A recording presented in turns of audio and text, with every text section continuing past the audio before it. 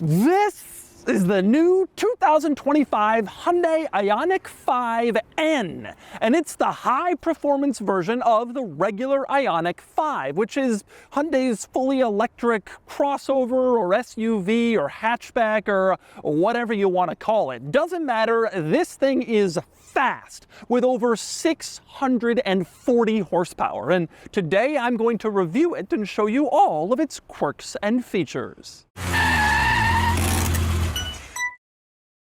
Today's video is brought to you by Cars and Bids, my online enthusiast car auction site that recently sold this, and this, and this, and this, and this. Check it out at carsandbids.com. All right, time for the quirks and features of the new Ioniq 5N. And oh boy, is it quirky and featurey. But let's start with an overview. So, the Ioniq 5, this is Hyundai's all-electric SUV crossover, that's what they call it. Kind of seems like a hatchback, but regardless, fully electric, and it came out for the 22 model year. Now, there's a high-performance version, the Ioniq 5N, and they call it the N because that's Hyundai's performance line. There's the Elantra N and the Kona N and the Veloster N, and now there's this with up to 640 horsepower in a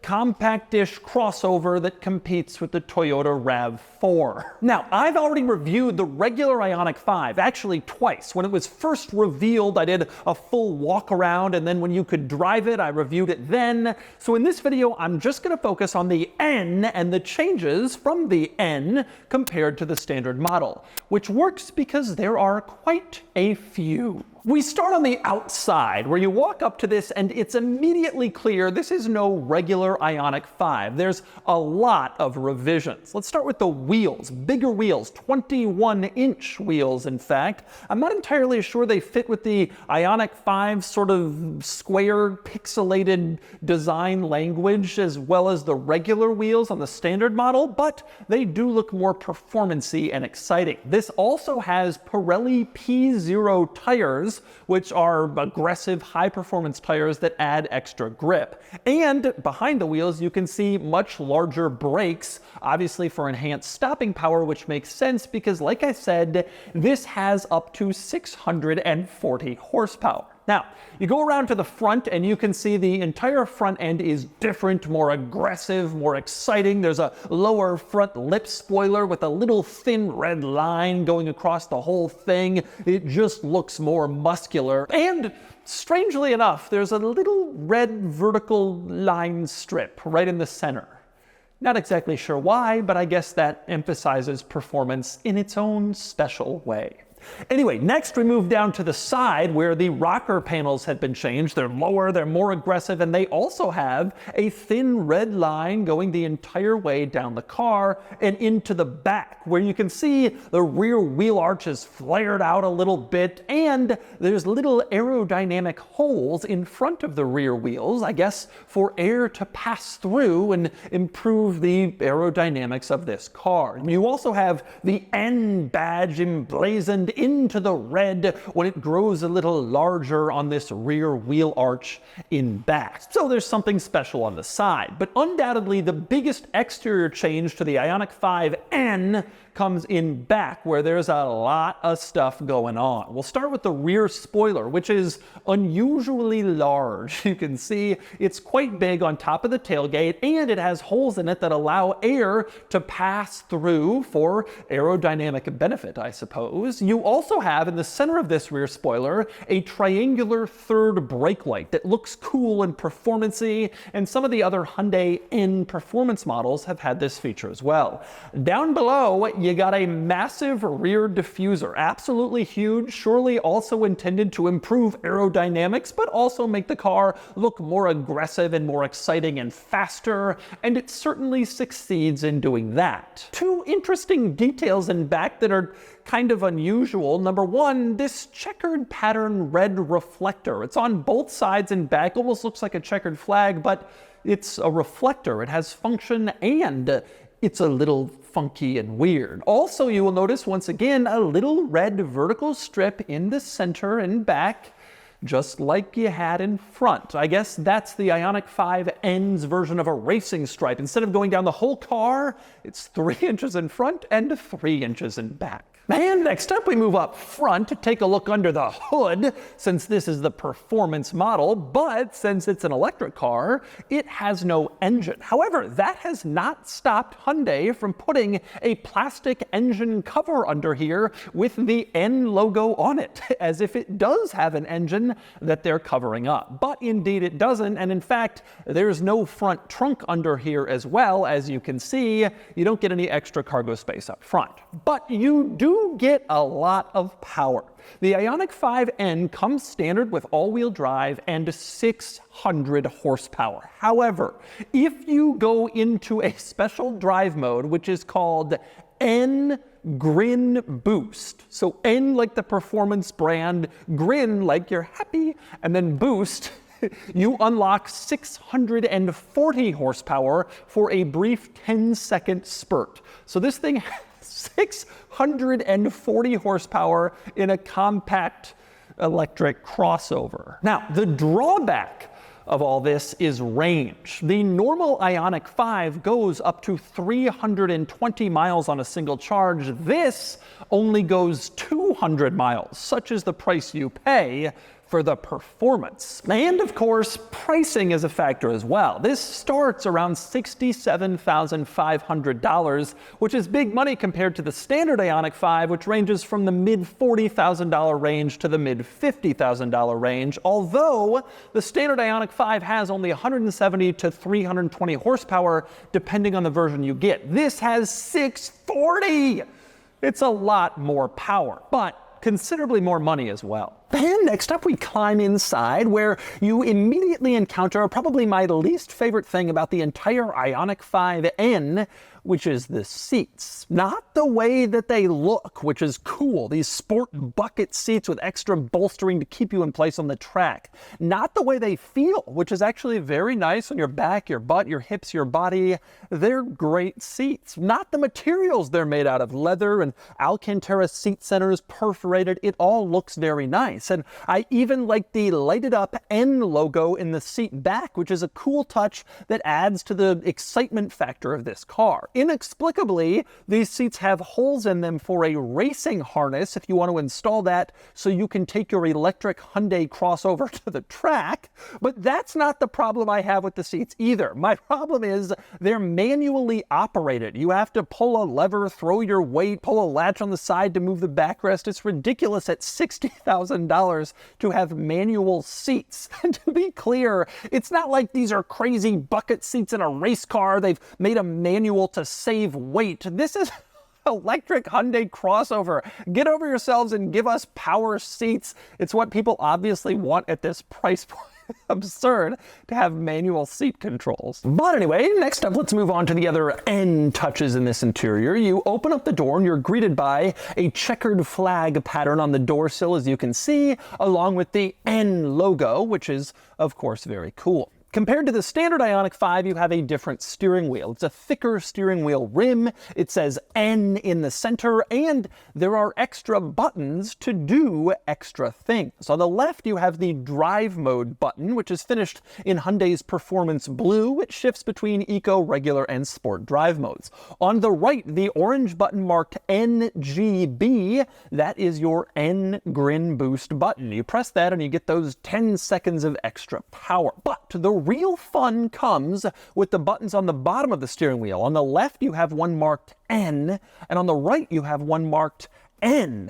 But they're different. The one on the left, the N is black. The one on the right, the N is white. And it's the one on the right that you want to press to unlock possibly this car's most bizarre and unusual and quirky feature, the simulated engine. Okay, get this. You press the N button and you can see a tachometer now appears in the gauge cluster. And if you listen closely, there's a sound of an engine idling. Well, if you press on the accelerator in this mode, it actually revs, and you can hear an engine revving sound inside the car whenever you tap. Take a listen.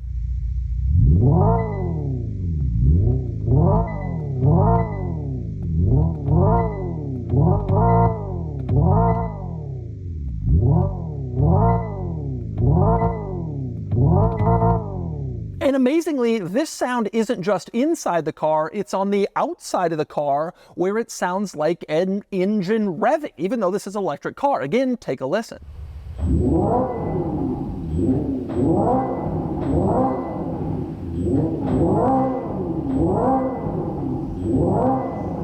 Now, the crazy thing is, this mode doesn't just simulate the sound of an engine, but also the shifting of an engine. When you go into this N mode, you get the engine sound, but you can use the paddles to shift simulated gears and like go up and down in the rev range. And you can see me driving a simulated gear shifting electric vehicle right now. Now, I'm gonna cover this more in the driving part a little later, but I have to say, I love this feature. It is fantastic and it works wonderfully, and it takes some of the sanitized feel out of driving an electric car. It really makes it feel like a performance car with a dual clutch transmission that it's shifting gears. It may be stupid, it may be a gimmick, but I love it. And I wouldn't be surprised if this is the way that electric performance cars go in the future, this simulated gear shifting. It really is an excellent way to drive the car, and it really wakes up the performance, the fun factor,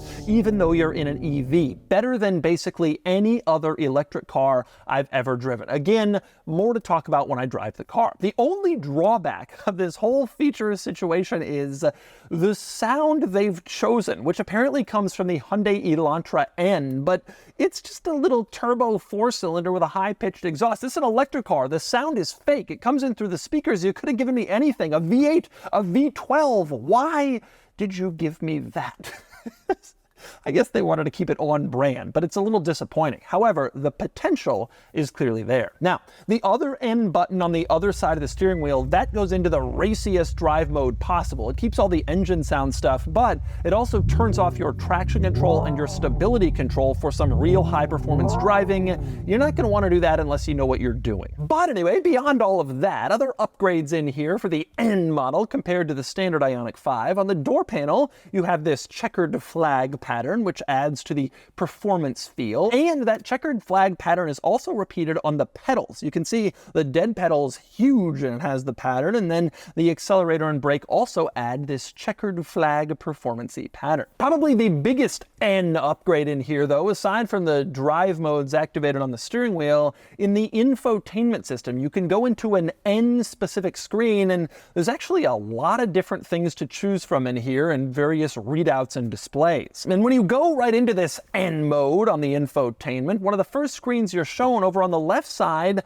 lets you toggle on and off various different N features, including there's a drift mode that you can turn on. And then obviously power will be more applied to the rear wheels. They'll probably lessen traction and stability control so you can drift around. You also have a feature called N Torque Optimizer, and this allows you to personally select where you want the torque to go between the front and rear, the power for this car. This is something you only want to do if you know what you're doing, but you can do it, and you do it on this screen and sort of use a slider to choose where you want the torque to go. There's also a feature called N Pedal, which apparently enhances regen, so you're driving around the track, you only use a single pedal. And there's a feature called N Race, which you can turn on and improves cooling to the battery. Obviously, this will help the car keep going lap after lap on the racetrack, since the battery can stay extra cool. Now, beyond the toggle switches that let you configure various N items, you also have a lot of other options and displays in this N infotainment screen. For instance, you can select a circuit that you're racing on, and then I guess the car will optimize to the circuit, or at least it'll know where you are and show you on the screen the track map. There's also a lap timer in here. As you can see, there's a readout that shows the percentage you're on the accelerator versus the brake pedal. On the next screen, it allows you to configure all sorts of different things, from the accelerator pedal responsiveness to the steering responsiveness, the suspension, the limited slip diff. You can control all of that right here. And there's even a G-force meter that can show you in real time and historically how many G's you're pulling when you're driving your Ioniq 5N hard. Now, it's worth pointing out that some of these displays will also show up in the gauge cluster directly in front of the steering wheel. If you scroll through the configurable center screen, you can turn up like the G meter, a lap timer, and a few other displays, in addition to your usual regular stuff like the trip odometer and your tire pressure. Some of those displays are in there, but I cannot get this gauge cluster display to give me a digital speed readout. Instead, it shows an old school analog gauge with no digital readout, so I have to look down and try to interpret it, which is actually kind of annoying. I've gotten so used to these digital gauge clusters and digital speeds that it's a little hard to do. With that said, the Ioniq 5N still does have one of Hyundai's great party tricks, which is blind spot cameras integrated into this gauge cluster. You put on the turn signal and the blind spot camera activates to the side where you're signaling. So if you're changing lanes, you don't really have to do a shoulder check. You can just look down between your mirrors and this camera and see pretty much whatever is in the lane next to you, whether you're going left or right. It works both ways, and it's a fantastic feature that other automakers should implement. And next up, we move on to the back seat in the Ioniq 5N, where there aren't as many changes for the N model as there are up front, but there's a few things worth noting. The most important is the sheer amount of rear seat room. This isn't different at all from the standard Ioniq 5, but it's definitely worth talking about because there is so much space back here. This car is magical in terms of its packaging. Even though it's a relatively small size, similar to a compact crossover, the interior is much bigger because they were able to pull it out since it doesn't have an engine in front to contend with, so you have a lot of space in this interior, and it really is clear in the back just how big it is in here. But beyond that, changes to the N model are pretty limited. You once again have the checkered flag pattern on the door sill with the little N logo there when you open up the door, and you have the checkered flag pattern on the door panel itself that you can look at while you're riding along. You have Alcantara seat centers, again the same perforated Alcantara that you had up front, although the seat itself is a traditional flat bench. There's no changes made to it to make it more aggressive and bolstered, so you'll stay in place when cornering. That's limited to the front seat. Now, speaking of the front seat, you look at the seat back and you see this hard contoured sport seat. You don't exactly have a map pocket hanging off here where you can store stuff. That's not the purpose of this car. You also have the N logo staring back at you from the seat back, just a reminder of what you're riding in. And finally, we move on to the cargo area in the Ioniq 5N. Open up the tailgate and you can see the cargo area. No real changes here compared to the standard model. You have a wide, flat space where you can actually put a lot of stuff, although just like in the standard Ioniq 5, you are hindered a bit by the sloping roof design, which will keep you from putting big boxes or transporting a massive desk in the back of your Ioniq 5. Still, you do have decent space back here. And of course, when you close the tailgate, you take a look at the back of the Ioniq 5N, you can see, just like the regular car, it keeps this cool pixelated taillight design, which goes all the way across the entire rear of the car. And when you have the headlights on, it turns on these cool square pixel taillights that light up even more with the brake lights. It all just looks very cool and certainly very distinctive. Up front, you also have a pixelated design, this time in the headlights, these squares that certainly look different from what you get in most vehicles with their sculpted angular headlights. Here, it's just pixels. And also, like the regular Ioniq 5, you get this cool key fob, which looks like a normal, if oddly egg-shaped key fob at first glance, but when you look closer, the negative space between the buttons is actually the Hyundai logo, which is a fantastic quirk that I suspect a lot of people don't realize. It's a wonderful little touch. Although for the Ioniq 5N, one upgrade, you flip it over and you have the N logo there, reminding you that you got the cool one. So, what's it like to drive this massively powerful compact electric crossover hatchback? I'm very eager. Let's find out. All right, driving the Ioniq 5N. Woo! Wow. That's fast. Wow, that is pretty impressive. It's especially impressive if you go into the NGB red button. I'm gonna press it here. It says ready, 10, 9, 8. Woo!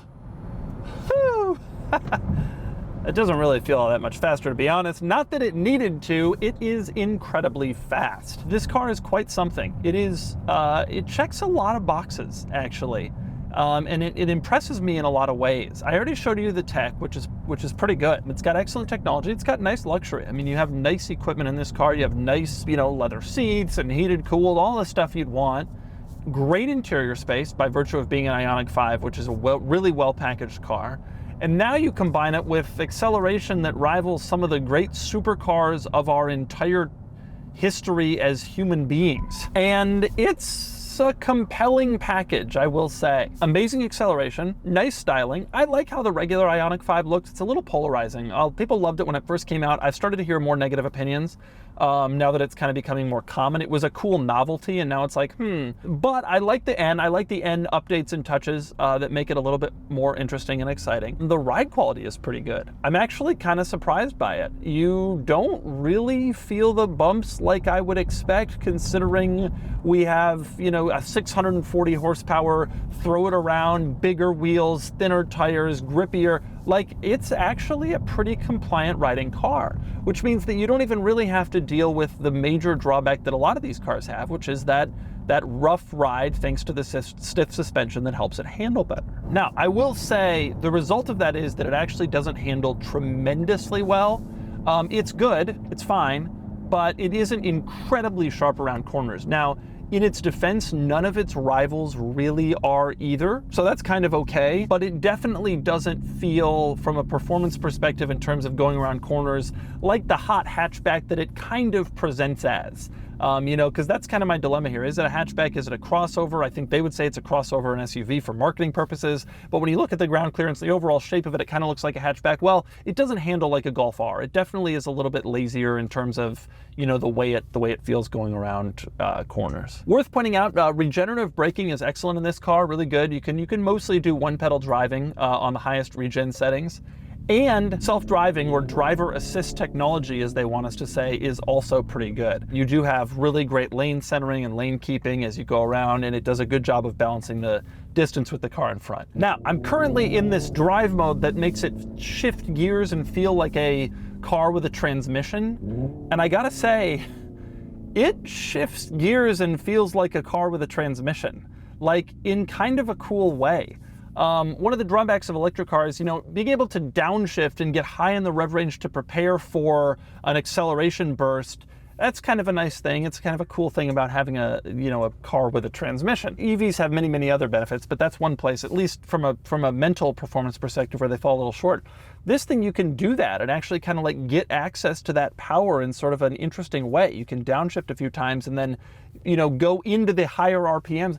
I actually thought it sounded gimmicky and stupid, but now that I'm driving it, I really like how that system operates. I'm not entirely sure about the piped-in fake sound that it makes. You could make any sound at all. Why choose what sounds like kind of a badly modified, turbocharged four-cylinder, like a badly modified 500 Abarth?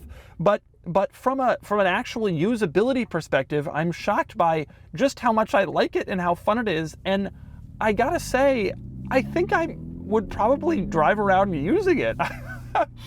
It's kind of nice. It even does like a little exhaust burble. I don't know, it's not so bad. It actually works pretty well. It really does a great job of simulating a transmission and gear changes. Like, you really feel like that's what's happening. There's a nice downshift and then I step on it and go. It actually takes some of the sanitized driving experience out of an electric car. I wouldn't be surprised if other electric performance cars use this sort of thing to make themselves feel more engaging and more exciting. I have a suspicion. I think this has been executed surprisingly well, and I suspect it's going to be something that catches on, especially among performance electric cars. Just dropping your foot and going is not thrilling enough for a generation of drivers who learned how to shift gears. And this actually adds to the fun in kind of a special way. And for like a Ferrari, you could always throw in the soundtrack of a 275 GTB 4 cam. That would be pretty cool. But anyway, overall, I think there's a lot to love here, and I have really positive opinions of this car. I like the regular Ioniq 5. I really like this one. There's a few things I would change. I don't think they're going to sell a lot of them. I don't think there's a lot of people interested in a high-performance vehicle at this price point. I think the regular one has enough performance for 98% of people. But this really does check a lot of interesting boxes, and it's yet another car that makes me feel a little bit less anxious about the coming EV revolution when they can kind of do it all this well. And so that's the new 2025 Hyundai Ioniq 5N. Wow, this looks cool. It's a thrill to drive. It's loaded with great modern technology. There's a lot to like. It's a really impressive vehicle. Now, for the N specifically, it has a pretty high price point, but it delivers on basically everything from practicality to luxury to performance. There's a lot to love here. And now it's time to give the new Ioniq 5N a DougScore.